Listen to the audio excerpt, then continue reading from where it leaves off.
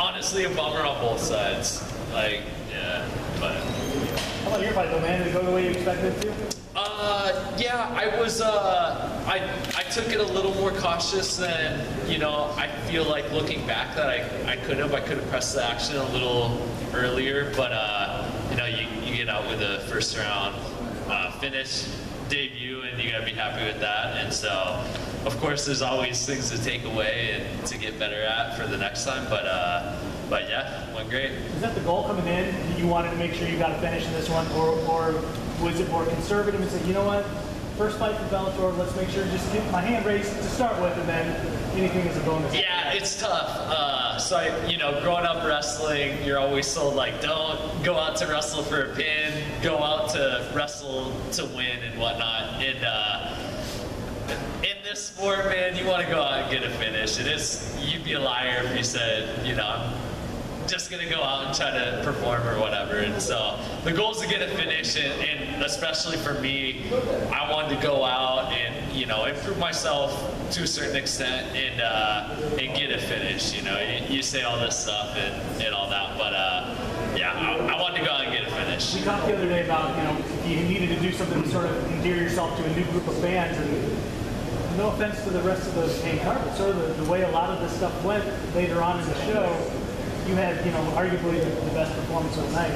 Duman was great too, of course, but do you feel like you left people with something to think about for your next one? Yeah, I hope so. I hope, you know, I'm in consideration for, you know, someone to look out for at the welterweight division. I certainly believe that I have the credentials and all that, and, you know, I'll keep building. I'm young in the sport, at a sense, and, you know, I'd love to go out and finish, you know, as my record would say, that's 5 out of 7 finishes. And so, you know, I'm going out to try to finish fights, whether it's with my hands or submitting, so.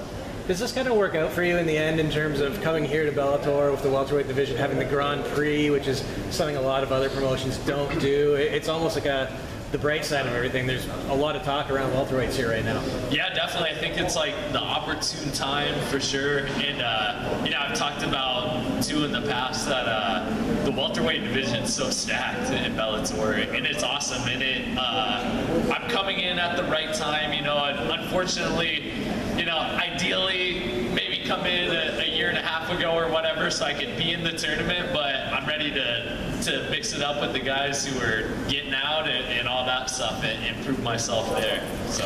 Austin, does it help you also have guys out of a tournament like Dave Rickles, Koreshkov, Larkin, guys who they're, you know, that too big of a step, but they're a step up and they're available right now? Because those are all fights that can be made maybe within like the summertime for you. Yeah, 100%. The goal is to just keep building up and you know, each fight a tougher opponent, a guy with a better record, a guy with more experience, and all that. And fortunately, I have a very smart management team. My team, Gracie Baja, Fabiano Scherner, you know, we all have a great plan in place. And, you know, now it's up to Bellator, and obviously I didn't take any damage and all that, so I'm ready to fight as soon as I can, and I'm excited to. Obviously, Paige is in your corner. As a debuting fighter, I mean, is it calming? Is it motivating? Can you just talk about what that does for you? Yeah, it's calming and it's motivating, both. And honestly, she brings a lot to the table for me because she's the one with me at every single practice. When we get home at night, you know, she's the one who I say, you know, other than Fabiano, who is with me all the, you know, during all the practices, but she knows me the best out of anyone, and she knows what I'm capable of, you know, the skills that I have and what I can do and need to do. And so for me, like, we honestly, coming into the fight week, we had only planned on 2 corners, and then I had no idea I even got 3. So once we found out we got the 3rd, I was like, hey, you're in 100%. So, you know, and it's a great thing, and I loved having her with me in the back, and you know, it's a special dynamic, and it's something that I feel like I can really take advantage of. How much would that move have blown up in your face if you didn't have her in your corner on the Valentine's week and you had a chance? Oh, 100%, yeah. And so we got married in September. We're 3-0 as a married couple now, so we're gonna keep it growing. Austin, you made your debut at a big organization. Some of the nerves, besides the fact you have to face another elite athlete, is this part, doing the media, being in a big arena. You kind of have an advantage because you have a spouse who's so famous. I mean, you were at the Today Show or Good Morning America a month ago. How much advantage is that you've already got to experience that part of it? Oh, such a big advantage. Like being able to stand here and talk to you guys and stuff. It's I feel like I've been there in a sense and kind of done it and all that. And you know, there was a great energy out there tonight too, and there was no like getting past that. But I felt very locked in and ready to go out and compete. And you know, cornering her and cornering some of our other teammates and all that. I've kind of been on the big stage and all that. So of course there's nerves that come in on its own, you know, competing for yourself and everything. But yeah, it's helped out a lot, and it's given me an advantage coming into all this. So. Austin, we talked about you want to evolve as a fighter. I know that for this submission hold, one of the things I noticed was you kept your footwork. You were always just making sure you were tying up his feet. You were working over, let's say, pursuing of it. Were you happy with this? That you seem to be becoming more of a complete fighter, but you're no longer just a wrestler. You're more now of a submission artist, wrestler / MMA fighter. Yeah, definitely.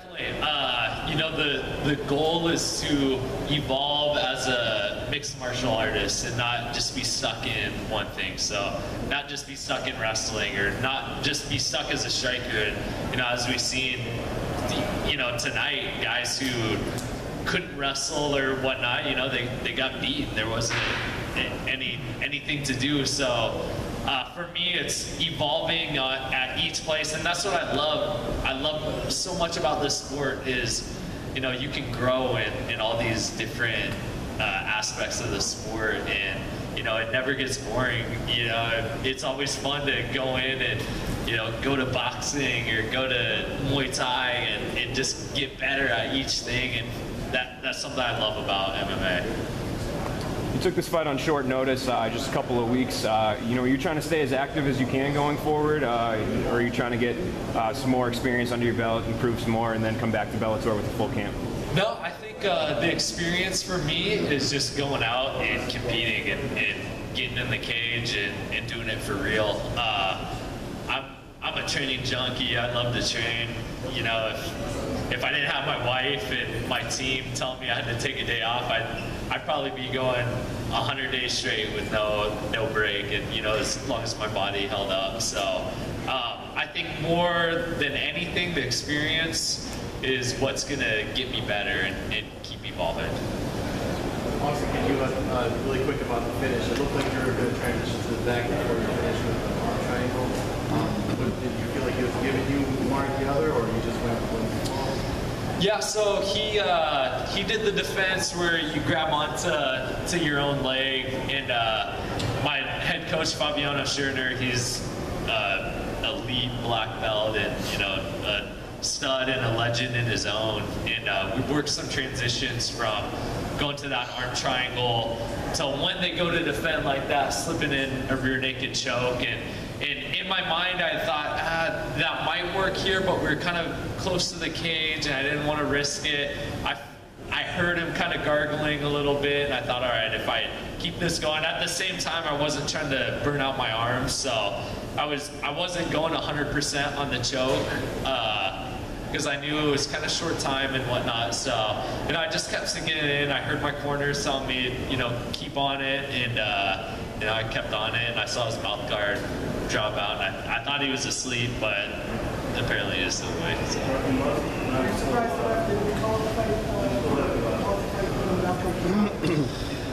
No, I was in an advantageous position, and you know, mouth guard came out, and he didn't want to compromise the position that I was in, and so no, I was fine, man. I've had these teeth busted out before, and honestly, to be completely honest, you know, if my teeth got knocked out, would be that I'd get a gold tooth and all that, it'd be cool. So yeah. All right, guys. Thank you. Congratulations. Thank you guys. Thanks very much.